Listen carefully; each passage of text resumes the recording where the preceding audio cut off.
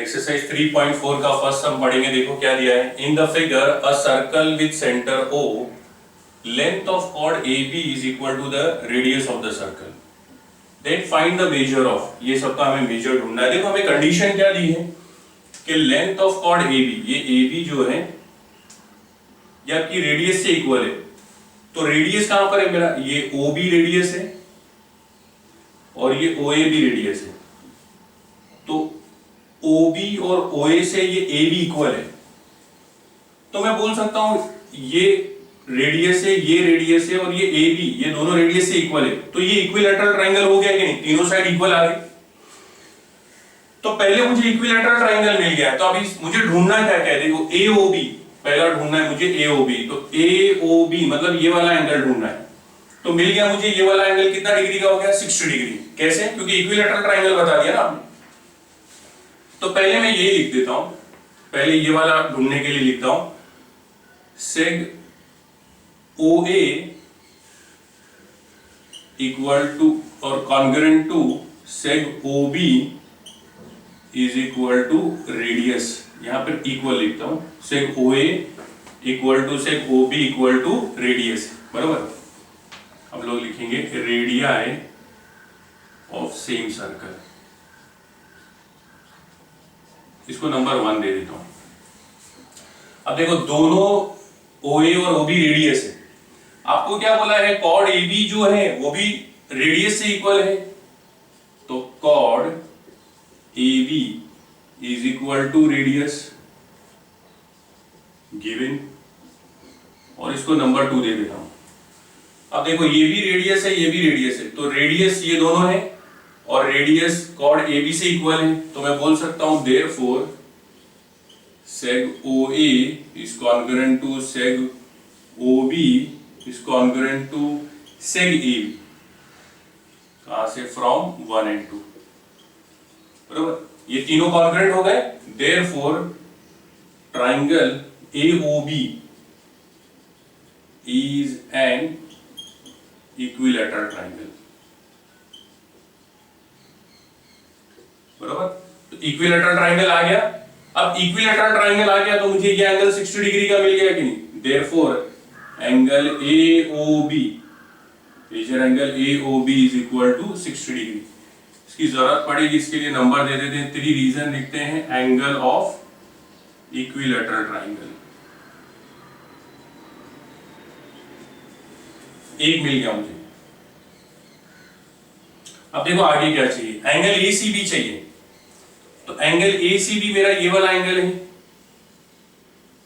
ठीक है। Angle ACB को देखता हूं तो इसका वर्टेक्स सर्कल पे है, और जो एंगल का वर्टेक्स सर्कल पे होता है हमने पढ़ा, वो इंस्क्राइब एंगल होता है।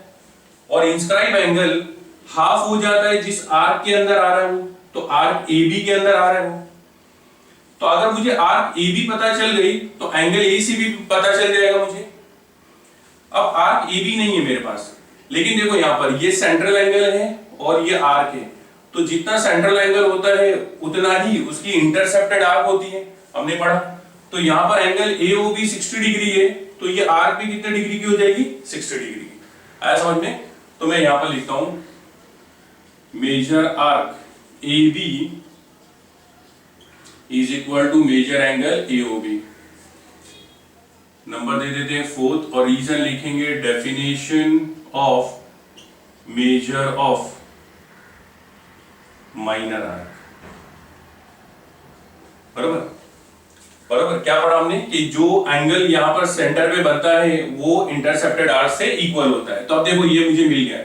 तो AOB आपका 60 डिग्री था, तो मेजर आर्क AB भी कितना हो जाएगा, 60 डिग्री। कहां से आया ये, फ्रॉम 3 and 4, ये 3 and 4 से आया। इसकी जरूरत पड़ेगी हमें आगे, तो इसको नंबर दे देते हैं 5। अब देखो आर्क AB मिल गया मुझे, तो एंगल ACB मिल जाएगा कि नहीं, क्योंकि कौन सा एंगल है, इंस्क्राइब एंगल ACB सर्कल पे बन रहा है।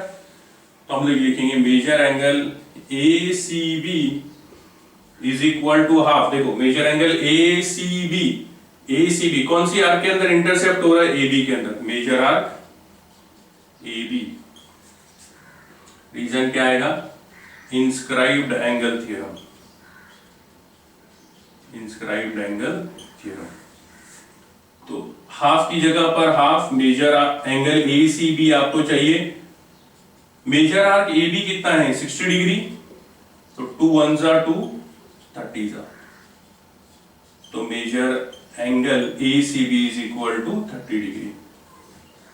ठीक है, तो ये भी आ गया मेरा। मुझे आर्क AB भी चाहिए था, तो आर्क AB मैंने यहां पर ढूंढ लिया। अब देखो आर्क ACB चाहिए आपको, तो आर्क ACB कौन सी आर्क है, ये वाली आर्क है, ये वाली बड़ी वाली आर्क है। अब देखो आर्क ACB ये वाली आर्क है और आर्क AB, तो ACB और AB को मिला लूंगा तो पूरा सर्कल बनता है। तो पूरा सर्कल कितने डिग्री का होता है 360 डिग्री का। तो मैं ये कंसेप्ट का इस्तेमाल करता हूं, मेजर आर्क ACB प्लस, देखो ये वाली आर्क कौन सी है, measure arc AB is equal to 360 degree. Reason क्या है, measure of arc of a circle, measure of arc of a circle. अब इसमें मेजर आर्क ACB आपको ढूंढना है। मेजर आर्क AB कितना है 60 डिग्री, तो मैं लिख दूंगा यहां पर मेजर आर्क ACB अपनी जगह पर, मेजर आर्क AB कितना है 60 डिग्री इज इक्वल टू 360। ये 60 इधर जाकर माइनस हो जाएगा, तो measure arc ACB is equal to 360 degree minus 60 degree. Measure arc ACB is equal to 300 degree. तो मेजर आर्क ACB कितना आ गया आपका 300 डिग्री। आया समझ में? ठीक है, क्वेश्चन नंबर 2 पढ़ेंगे। देखो क्या दिया है, in figure PQRS is a cyclic, तो PQRS is a cyclic quadrilateral. Cyclic quadrilateral का क्या मतलब होता है, सारे वर्टेक्स उसके सर्कल पे होना चाहिए। तो चारों वर्टेक्स इसके किस पर है, सर्कल पर है। देखो side PQ congruent to RQ, side PQ और RQ कॉन्ग्रुएंट है, ये साइड और ये साइड कॉन्ग्रुएंट है। Angle PSR is equal to 110 degree. Find angle PQR। तो देखो मुझे एंगल PQR ढूंढने बोला है, तो एंगल PQR ये वाला एंगल है, ये वाला एंगल। अब देखो ये वाला एंगल के लिए हम लोग क्या कंसेप्ट लगाते हैं कि PQRS हमारा साइक्लिक क्वाड्रिलेटरल है, ये PQRS साइक्लिक क्वाड्रिलेटरल है, बराबर। तो हमने पढ़ा है कि साइक्लिक क्वाड्रिलेटरल के अपोजिट एंगल सप्लीमेंट्री होते हैं। तो मैं ये एंगल और ये एंगल को प्लस करूंगा तो 180 डिग्री आ जाएगा। अब ये मेरे पास है तो ये वाला एंगल आ जाएगा कि नहीं। तो पहले मैं PQR ढूंढ लेता हूं, तो यहां पर लिखता हूं quadrilateral PQRS is a cyclic quadrilateral।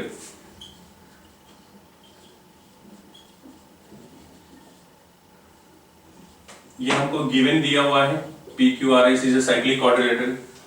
तो PQRS साइक्लिक क्वाड्रिलेटरल है तो उसके अपोजिट एंगल, ठीक है, PSR, therefore measure angle PSR plus measure angle PQR is equal to 180 degree, बराबर। हमें प्रॉपर्टी पता है क्या, opposite angle of cyclic quadrilateral, मैं शॉर्ट में लिख रहा हूं, आर सप्लीमेंट्री। ये हमारे पास थ्योरम था, opposite angle of cyclic quadrilateral are supplementary. अब देखो यहां पर मेजर एंगल PSR कितना है 110 है, प्लस मेजर एंगल PQR आपको ढूंढना है इज इक्वल टू 180 डिग्री। तो ये तरफ आकर माइनस हो जाएगा, measure angle PQR is equal to 180 degree minus 110 degree.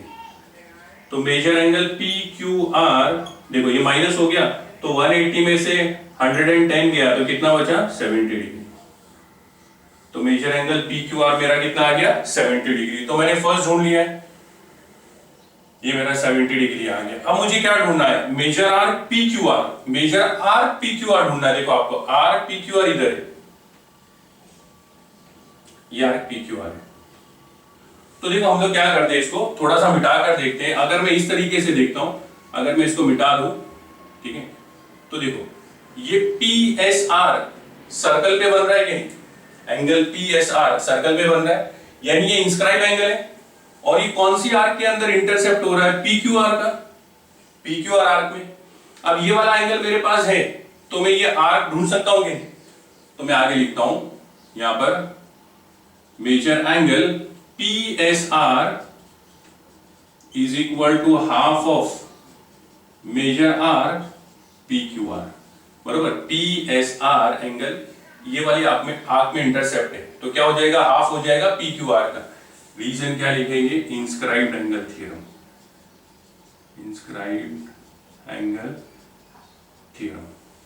अब देखो PSR आपके पास है कितना? 110 डिग्री, तो PSR की जगह पर 110 हाफ मेजर आर्क PQR, बराबर। ये आपने सब्स्टिट्यूटिंग द गिवन वैल्यूज दिया है, तो आप लिखेंगे सब्स्टिट्यूटिंग द गिवन वैल्यूज। ये 2 क्रॉस मल्टीप्लाई हो जाएगा, तो 110 multiply by 2 is equal to measure arc PQR। Therefore measure arc PQR is equal to 110 multiply by 2 कितना हो जाएगा? 220। दूसरा आ गया मुझे, तो ये वाला आ गया मुझे। अब हमें क्या ढूंढना है? मेजर आर्क QR, तो हमें ये वाली आर्क ढूंढना है। देखो मेजर आर्क QR को अगर मैं देखता हूं, तो मेजर आर्क QR ये वाले एंगल के अंदर आ रही है कि नहीं?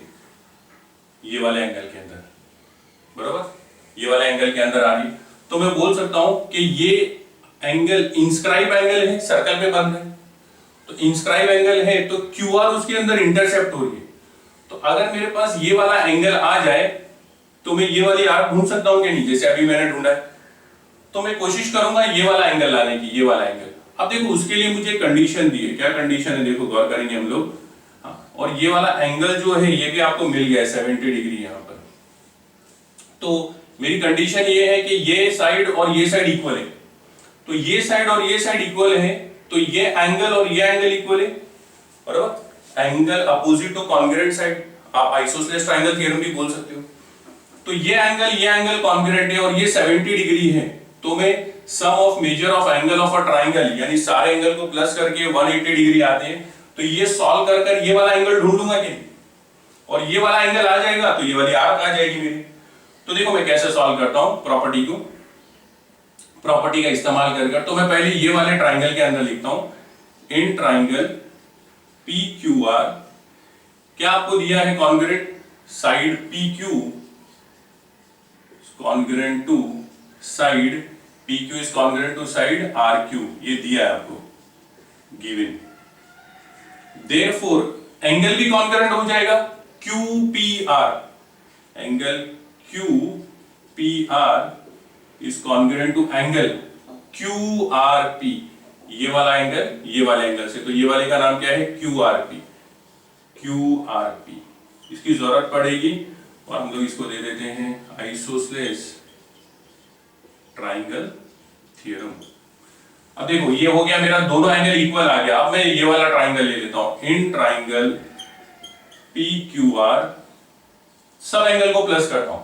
तो पहला एंगल ये है, ये एंगल को नाम क्या दिया मैंने? QPR, QPR प्लस दूसरा एंगल ये है मेरा, ये हो गया मेरा। अब ये वाला एंगल तो QRP,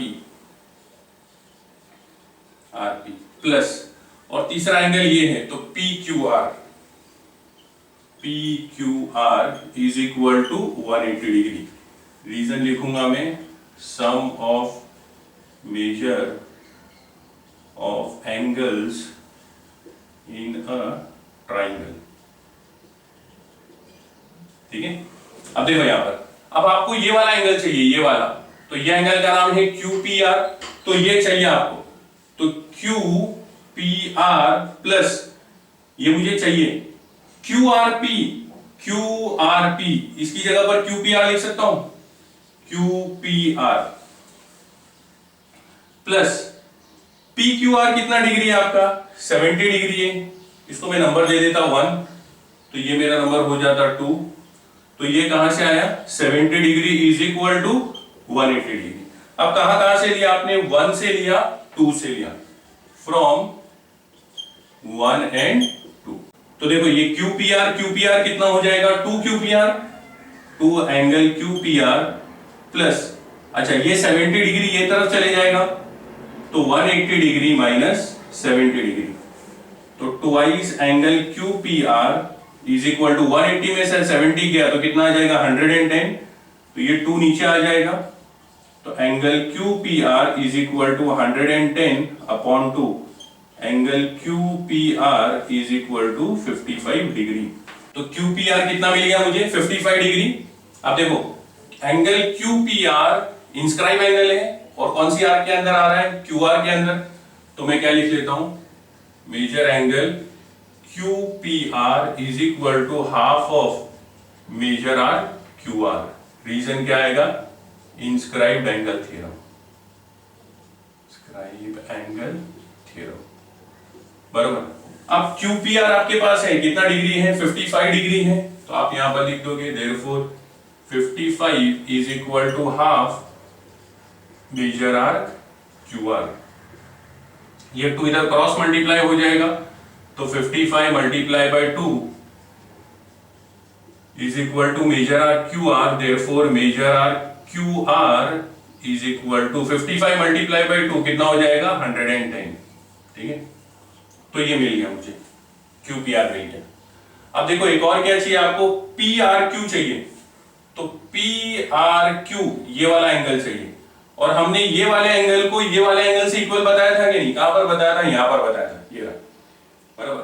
तो मैं डायरेक्ट लिख सकता हूं कि ये 55 डिग्री आ गया, देखो मेरे पास क्यू पी आर कितना डिग्री आया 55 डिग्री आया, तो क्यू आर पी या पी आर क्यू कितना हो जाएगा 55 डिग्री। तो मैं लिख लेता हूं यहां पर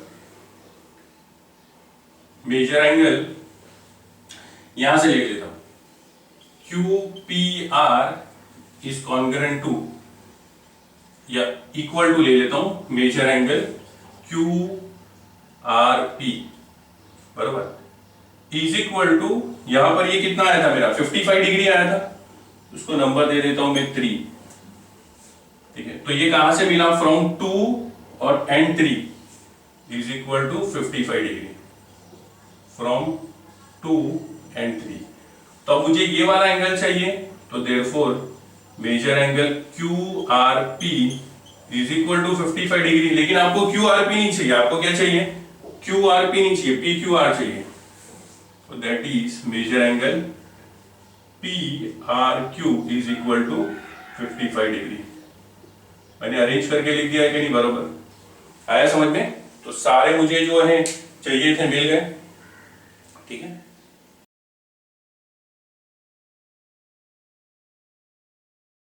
क्वेश्चन नंबर 3 पढ़ेंगे, देखो क्या दिया है, quadrilateral M R P N is a cyclic quadrilateral.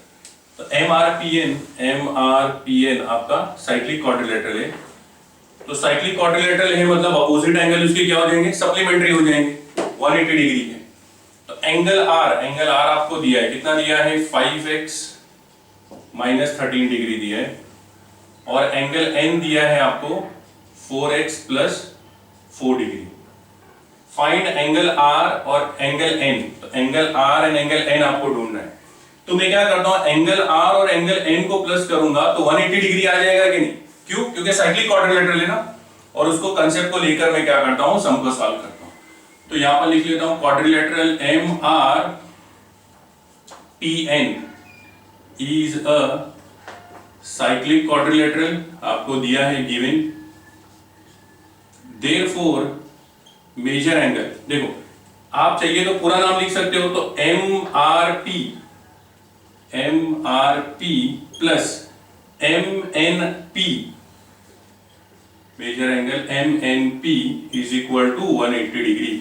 Reason क्या आएगा आपका, opposite angles of cyclic quadrilateral are supplementary. यहां पर मैंने थोड़े से सिंबल का इस्तेमाल किया शॉर्ट में लिखने के लिए। अब देखो एंगल आर कितना दिया है आपको, सब्स्टिट्यूट करता हूं, 5x minus 13 plus angle N कितना दिया है, angle N 4x plus 4 equal to 180 degree. तो देयरफॉर अब इसको सॉल्व करता हूं मैं, 5x minus 13 4x plus 4 is equal to 180 degree. अब मैं क्या करता हूं, x x को एक साथ प्लस कर देता हूं, तो 5x और 4x कितना हो जाएगा 9x, और ये -13 में से 4 जाएगा तो कितना बचेगा -9 इज इक्वल टू 180 डिग्री। आया समझ में? अब ये 9 माइनस है तो ये तरफ आकर प्लस हो जाएगा, तो x is equal to 180 plus 9, तो 9x इज इक्वल टू, देखो माइनस था तो इधर आकर प्लस हो गया 189। अब आपको x ढूंढना है तो ये 9 नीचे आ जाएगा, तो x is equal to 189 upon 9, cancel कर दें, 9 1 जा 9, 9 2 जा 18 और 9 1 जा 9, तो x इज इक्वल टू 21। लेकिन आपको x नहीं ढूंढना है, बराबर, आपको क्या ढूंढना है, एंगल R और एंगल N। लेकिन एंगल R में x दिया है ना, तो यहां पर मैं लिखता हूं angle R is equal to, angle R की वैल्यू क्या है आपकी 5x माइनस 13, तो सब्स्टिट्यूट करता हूं, 5 की जगह पर 5 आएगा, x की जगह पर आप क्या ले लोगे 21 माइनस 13, तो 5 मल्टीप्लाई बाय 21 105 होता है, ये 105 होता है, माइनस 13 करेंगे तो कितना आ जाएगा 92। तो मेजर एंगल R आपका कितना डिग्री आया 92 डिग्री। दूसरा एंगल कौन सा बोला है ढूंढने के लिए, एंगल N बोला है, तो angle N is equal to, angle N क्या है आपका 4x प्लस 4, 4x प्लस 4, तो 4x की जगह पर क्या ले लेंगे 21, तो 4 मल्टीप्लाई बाय 21 84 हो जाएगा प्लस 4, तो कितना हो जाएगा ये 88। तो एंगल N कितना है आपका 88 डिग्री। ठीक है, तो R और N दोनों आ गए कहीं, आया समझ में? ठीक है, क्वेश्चन नंबर 4 पढ़ेंगे, देखो क्या दिया है, in figure सेग RS is a diameter of the circle with centre O। तो RS क्या है, डायमीटर है, point T is in the exterior of the circle, T कहां पर है, एक्सटीरियर ऑफ द सर्कल है। Prove that angle RTS, angle RTS is an acute angle. Acute angle मतलब क्या, 90 डिग्री से कम। तो मुझे ये बताना है, पहले मैं RTS को बना लेता हूं, तो इसके लिए मुझे ज्वाइन करना पड़ेगा। देखो यहां पर, तो मैंने इसको ज्वाइन किया और मैं यहां पर एक और कंस्ट्रक्शन में ज्वाइन कर लेता हूं, और एक इसको भी ज्वाइन कर लेता हूं। तो यहां पर पहले जो मैंने ज्वाइन किया है उसका कंस्ट्रक्शन लिख लेता हूं मैं। ठीक है, तो मैंने क्या किया, draw सेग RT, draw सेग RT such that it intersect the circle at point, तो देखो यहां पर एक एट पॉइंट P ले लेता हूं मैं, एट पॉइंट P, बराबर, तो P पे जो है यहां पर ये RT सर्कल को इंटरसेक्ट कर रही है। फिर आपने एक और लिया, ड्रॉ सेग TS, बराबर, TS बना लिया आपने। ठीक है, नाउ अब मुझे यहां से प्रूफ चालू करना है, तो मुझे ये बताना है कि ये वाला एंगल जो है ये एक्यूट एंगल है, RTS एक्यूट एंगल है। इसके लिए पहले मैं क्या करता हूं, देखो यहां पर आता हूं, ये वाले में ये डायमीटर दिया मुझे, तो ये डायमीटर है, तो ये सेमी सर्कल हो गया आपका, ये नीचे का सेमी सर्कल हो गया। और ये वाला एंगल देखो, ये वाला एंगल अब इंस्क्राइब एंगल है कि नहीं, अगर मैं इसको मिटा देता हूं तो RPS इंस्क्राइब एंगल है, और ये सेमी सर्कल के अंदर आ रहा है, तो सेमी सर्कल के अंदर जो एंगल आता है वो कितने डिग्री का होता है 90 डिग्री का, हमने प्रॉपर्टी पढ़ी। तो पहले मैं ये लिख लेता हूं यहां पर, तो सबसे पहले मुझे क्या मिला, RS डायमीटर मिला, तो सेग RS is a diameter given. मैं एक एक पार्ट में सम को लिख रहा हूं, RS डायमीटर आ गया, तो therefore RS is a semicircle by definition, क्योंकि डायमीटर क्या करता है, सर्कल को दो सेमी सर्कल में डिवाइड कर देता है। तो देयरफॉर अब ये वाला angle RPS, measure angle RPS is equal to 90 degree. Reason क्या लिखेंगे हम लोग, angle inscribe in a semicircle is 90 degree या राइट एंगल। आया समझ में? इसकी मुझे जरूरत पड़ेगी, इसके लिए नंबर 1 ले लेता हूं। अब देखो यहां तक मैं आ गया पहले, तो मुझे ये वाले एंगल को एक्यूट बताना है। अब मैं एक कंसेप्ट का इस्तेमाल करूंगा एक्सटीरियर एंगल थ्योरम का। तो देखो अभी ये बाहर वाला ट्राइंगल लेता हूं मैं, पीटीएस, बराबर, ये वाले। अब पीटीएस में हमारा ये वाला एंगल आरपीएस एक्सटीरियर एंगल है कि नहीं, बाहर की तरफ है, तो एक्सटीरियर एंगल ले लेता हूं मैं, तो लिखता हूं in triangle PTS angle RPS is an exterior angle, बराबर। अब आरपीएस एक्सटीरियर एंगल है, तो पीटीएस के कोई भी एंगल से आरपीएस क्या रहेगा, बड़ा रहेगा, क्योंकि ये एक्सटीरियर एंगल है और ये सारे इसके इंटीरियर एंगल है पीटीएस के।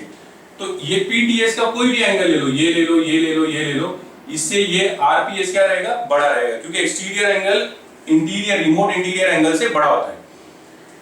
तो यहां पर मैं लिखता हूं therefore angle RPS, measure angle RPS greater रहेगा किससे, पीटीएस से, मेजर एंगल पीटीएस, बराबर। अब यहां पर रीजन आएगा, तो exterior angle of a triangle is greater than remote interior angle, बरोबर। अब देखो आरपीएस बड़ा आ गया। अब आरपीएस कितना डिग्री का था, 90 डिग्री का था, तो मैं यहां पर लिख लेता हूं, इसको नंबर 2 दे देता हूं।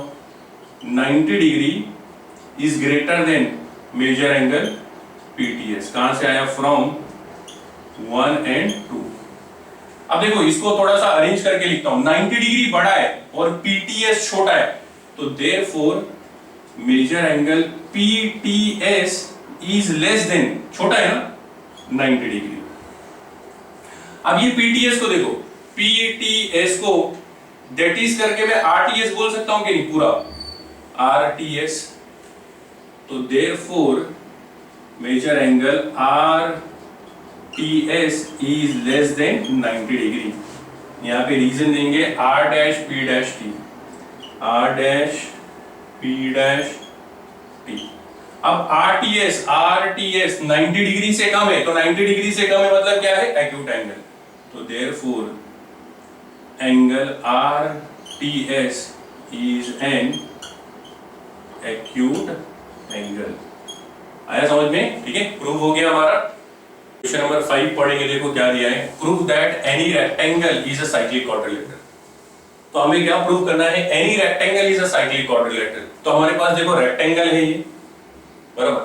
अब हमें ये प्रूव करना है कि ये साइक्लिक क्वाड्रिलेटरल है। साइक्लिक क्वाड्रिलेटरल मतलब जिसके वर्टेक्स जो है सर्कल के ऊपर होते हैं। तो मुझे प्रूव करना है ये रेक्टेंगल साइक्लिक क्वाड्रिलेटरल है। साइक्लिक क्वाड्रिलेटरल को प्रूव करने के लिए हमारे पास दो उसके कन्वर्स थ्योरम है। अगर आपने अपोजिट एंगल को सप्लीमेंट्री बता दिया तो आप बोलेंगे ये क्या है, साइक्लिक क्वाड्रिलेटरल। तो यहां पर मैं देखता हूं, देखो एंगल ए कितना है मेरे पास, 90 डिग्री, क्योंकि रेक्टेंगल का एंगल, और एंगल सी भी कितना है, 90 डिग्री, रेक्टेंगल का एंगल है। दोनों को प्लस करेंगे तो 180 डिग्री आ गया। तो 180 डिग्री आ गया मतलब अपोजिट एंगल क्या है, सप्लीमेंट्री है, और अपोजिट एंगल सप्लीमेंट्री होते हैं तो क्वाड्रिलेटरल क्या होता है, साइक्लिक क्वाड्रिलेटरल। आया समझ में।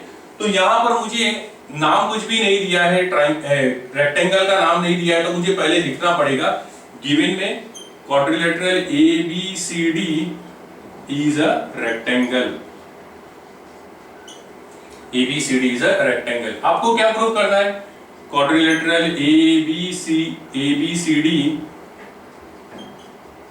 Is a cyclic quadrilateral.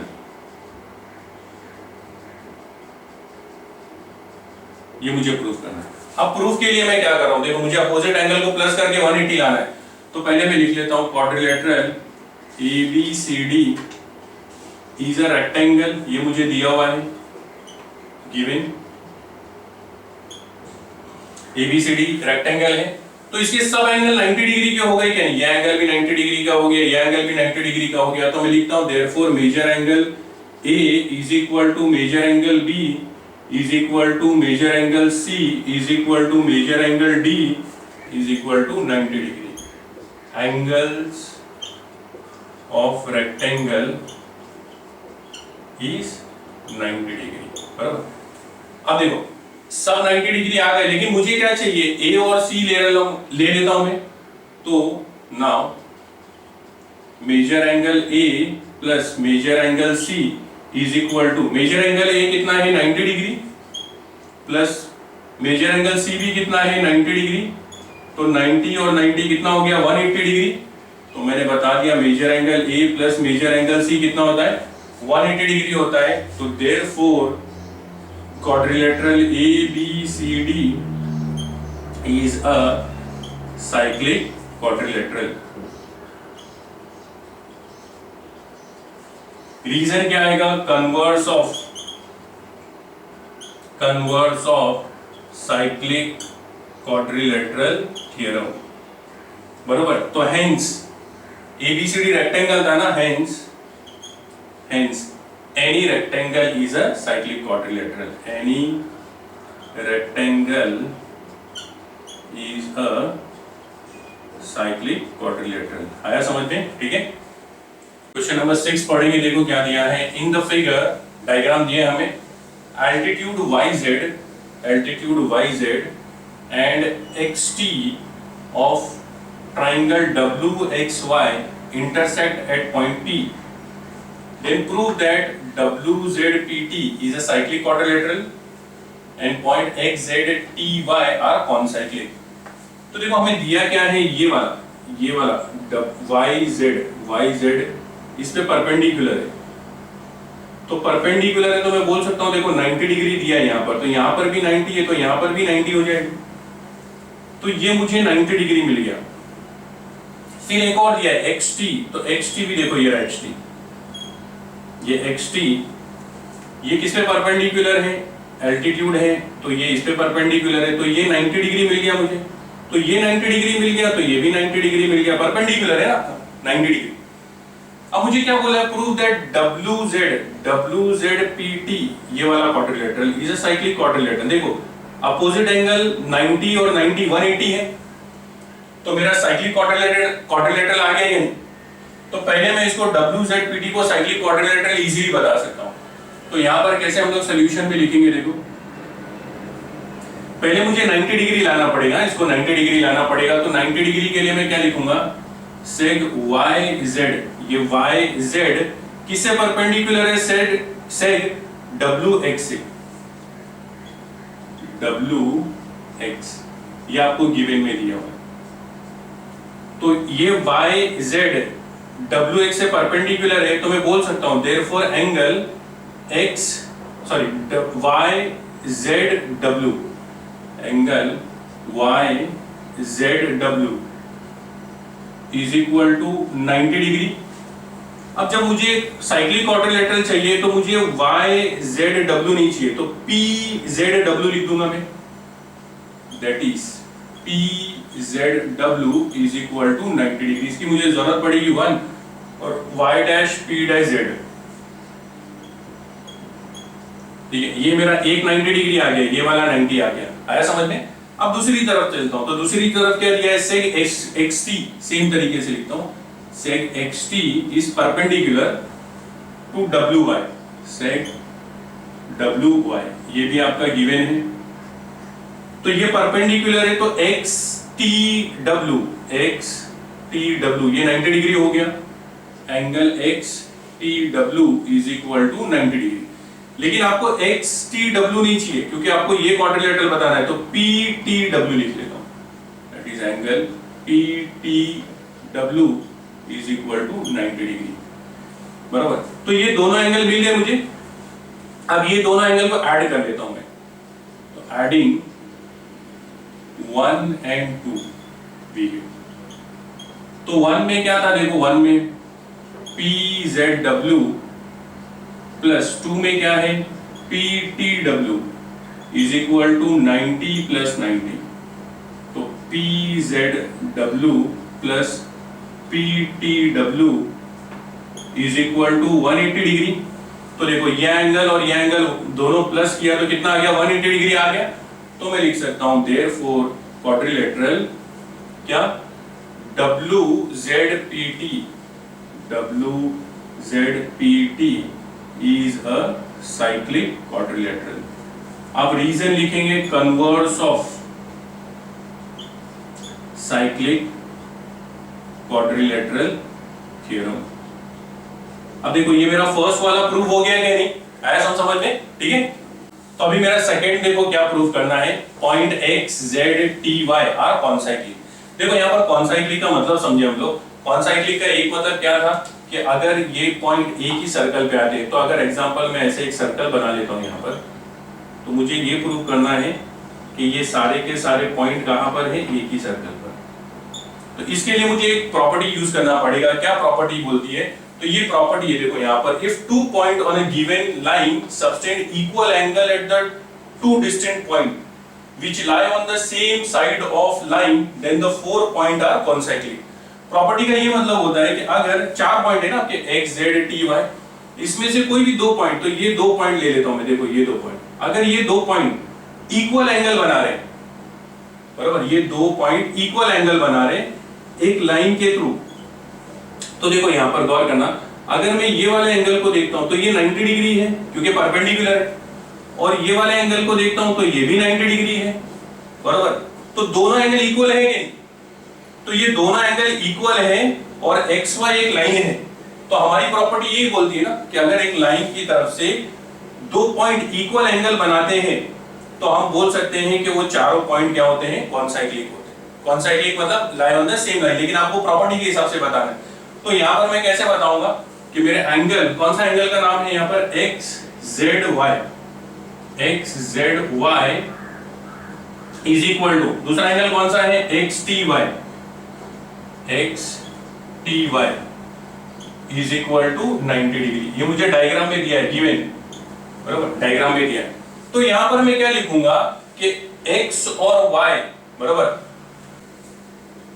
तो ये मुझे गिवन दिया हुआ है, तो मैं क्या लिखूंगा, point x and y on line xy subtend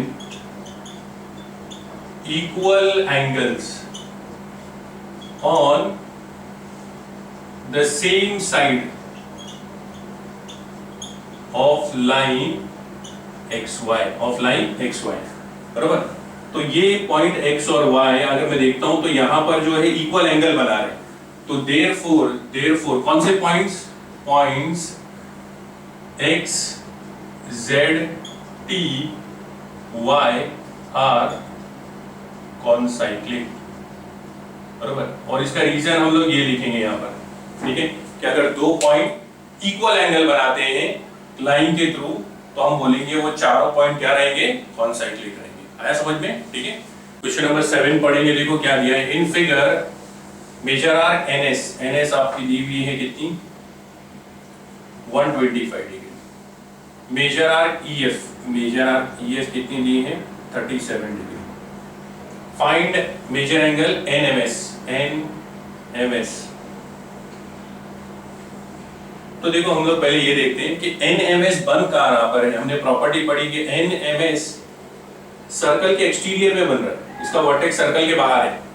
तो जब वर्टेक्स सर्कल के बाहर है तो हम क्या करते हैं, हाफ लेकर ये कॉर्ड में से ये आर्क में से, ये आर्क के मेजर में से ये आर्क के मेजर को माइनस कर देते हैं, तो आ जाएगा हम लोग का आंसर। तो पहले मैं लिख लेता हूं यहां पर सॉल्यूशन कि कॉर्ड क्या है, कॉर्ड का नाम EN एंड कॉर्ड दूसरी का नाम क्या है, FS intersect externally at point, कहां पर इंटरसेक्ट कर रहे हैं, M, एट पॉइंट M। तो therefore measure angle NMS is equal to half measure arc. देखो कौन सी आर्क में इंटरसेप्ट हो रहा है एंगल, ये वाली आर्क है और ये वाली आर्क है, तो हाफ मेजर आर्क NS, बराबर। जब बाहर इंटरसेप्ट होता है तो हम क्या कर लेते हैं, माइनस मेजर आर्क EF, तो हाफ NS का मेजर आर्क का NS कितना है 125 माइनस EF कितना है 37, तो हाफ मल्टीप्लाई बाय, देखो 125 में से 37 को माइनस करते हैं तो 8 बचेगा, 1 कैरी, ठीक है 88, और तो 2 1 जा 2, 4 जा 2 4 जा कितना आया 44। तो measure angle NMS is equal to 44। आया समझ में, ठीक है। क्वेश्चन नंबर 8 पढ़ेंगे, देखो क्या दिया है। इन फिगर कॉर्ड AC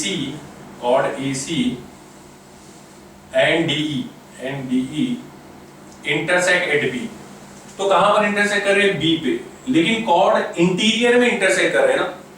और हमने पढ़ा जब इंटीरियर में इंटरसेक्ट करते हैं तो जो भी वो एंगल बनाएंगे, जैसे कि एंगल ABE ये एंगल बना रहे हैं, तो ये एंगल हाफ, और जो आर्क इंटरसेप्ट कर रहे हो कौन सी आर्क, एक तो AE और एक DC, इनको प्लस करके आ जाएगा, ठीक है।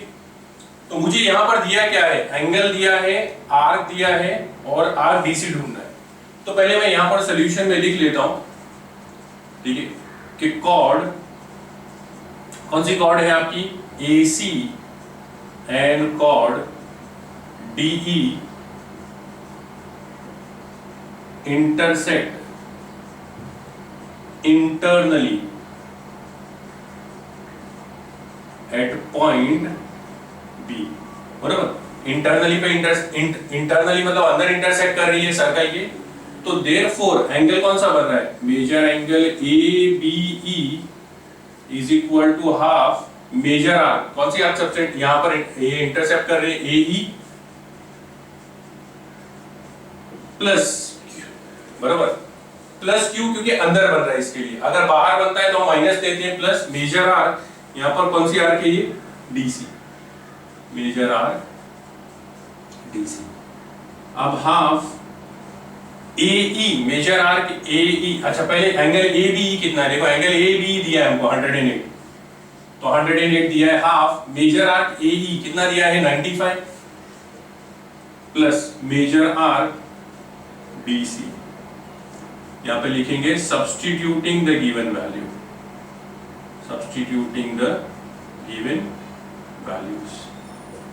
तो देखो यहां पर पहले ये 2 को क्रॉस मल्टीप्लाई कर लेता हूं, मुझे DC चाहिए, तो 108 मल्टीप्लाई बाय 2, और यहां पर क्या बचेगा आपका 95 प्लस मेजर आर्क DC। अब 108 को 2 से मल्टीप्लाई करूंगा तो कितना हो जाएगा 216 is equal to 95 measure arc DC। तो ये 95 ये तरफ आ जाएगा, तो therefore 216 minus 95 is equal to measure arc DC। अब 216 में से 95 जाएगा तो मेजर आर्क DC कितना आ गया आपका, 216 में से 95 को माइनस कर लेते तो 1 बचा और 121, तो कितना आया 121 डिग्री। तो मेजर आर्क DC कितना आया आपका 121 डिग्री। आया समझ में, ठीक है।